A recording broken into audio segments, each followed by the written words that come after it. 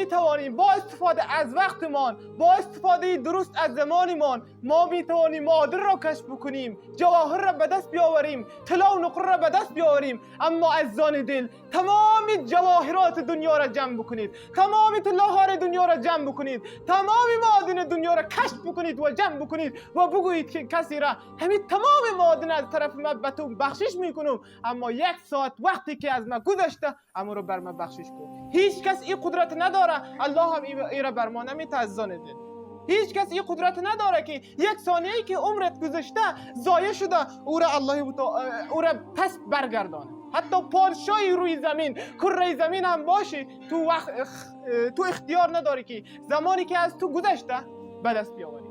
عزیزان دل، متاسفانه امروز ما به وقتمون ارزش نمیتیم، به زمانمون ارزش نمیتیم. متاسفانه باز چی شدیم؟ ما شکست خوردیم، عقب مانده شدیم. عزیزان